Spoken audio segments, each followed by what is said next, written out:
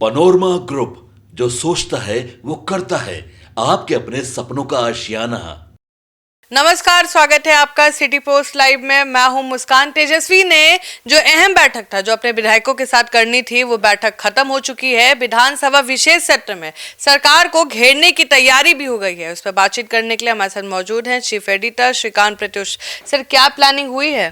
देखिए, बिहार विधानसभा सत्र से पहले पटना में महागठबंधन के विधायक दल की बैठक तेजस्वी के एक पोलो रोड में शुरू हुई और इसमें महागठबंधन के तमाम घटक दलों के नेता थे, लेकिन कांग्रेस की तरफ से केवल एक एमएलसी थे।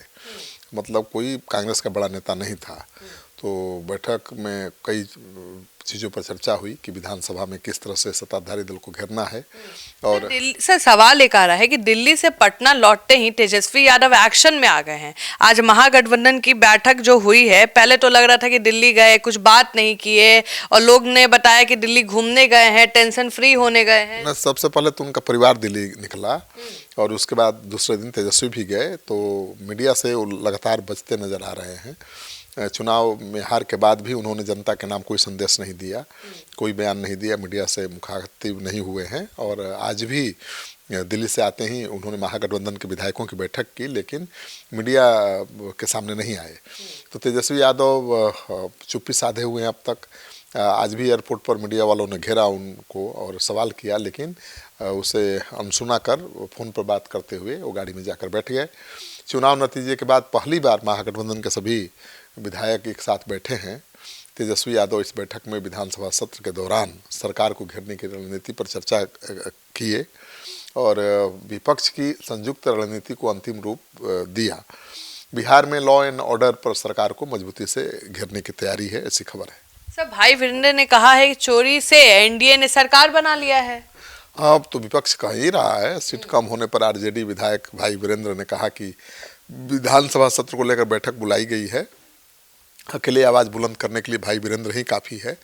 लोगों ने वोट आरजेडी को दिया है, पर चोरी से एनडीए ने सरकार बना लिया। इस बैठक में कांग्रेस का केवल एक नेता शामिल हुए, कांग्रेस के एमएलसी समीर सिंह, और उन्होंने कहा कि फ्रेंडली फाइट ने सभी को नुकसान पहुंचाया है। तो उनका कहना है कि गठबंधन दल की बैठक में सभी दल मिलकर समीक्षा करेंगे और विधानसभा सत्र में पूरा गठबंधन एकजुट दिखे, इन बातों पर चर्चा हुई है। तो चुनाव में फ्रेंडली फाइट ने सभी को नुकसान पहुंचाया है। फ्रेंडली फाइट चुनाव में नहीं होना चाहिए था। सभी मिलकर एक साथ सभी बातों पर चर्चा करेंगे आगे भी।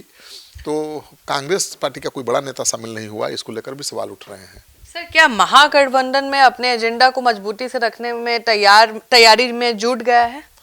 देखिए, महागठबंधन के सभी दलों, आरजेडी, कांग्रेस, वाम दलों सहित अन्य सहयोगी पार्टियों के विधायक इस बैठक में शामिल हुए। हालांकि बैठक में कांग्रेस के केवल एक एमएलसी शामिल हुए, बाकी कोई विधायक नहीं आए। विधानसभा के इस महत्वपूर्ण सत्र में कई अहम विधायी कार्य और राजनीतिक मुद्दों पर चर्चा हुई है। विपक्ष कानून व्यवस्था को लेकर सरकार को घेरने की कोशिश करेगा और जिस तरह से डिप्टी सीएम विजय सिन्हा के अभिनंदन समारोह में उनके समर्थकों ने फायरिंग की है, उसको लेकर भी विपक्ष सरकार को घेरेगा। लेकिन ठीक उसके पहले सम्राट चौधरी ने फायरिंग करने वालों को गिरफ्तार करवा लिया है। तो सम्राट चौधरी भी एक्शन में दिखाई दे रहे हैं। मुद्दा नहीं छोड़ना चाह रहे हैं। बिल्कुल, सम्राट चौधरी विपक्ष को मौका ही नहीं देना चाहते हैं और विपक्ष कोशिश में है कि अभी भी कानून व्यवस्था के नाम पर जिस जंगल राज के डर के कारण लोग गोलबंद होकर एनडीए के पक्ष में वोट किए, उसको गलत साबित किया जाए, कानून व्यवस्था को लेकर घेरा जाए। लेकिन सम्राट चौधरी भी निकले चौधरी और उन्होंने गृह मंत्रालय संभालने के साथ ही कानून व्यवस्था को लेकर काम शुरू कर दिया है। अब देख लीजिए, पुलिस व्यवस्था पूरी तरह से शहर की बदल गई है। हर चौक चौराहे पर देख लीजिए पुलिस वाले कितने अलर्ट नजर आ रहे हैं। हाँ, बुलडोजर तो चल ही रहा है, लगातार अतिक्रमण के खिलाफ अभियान चल रहा है।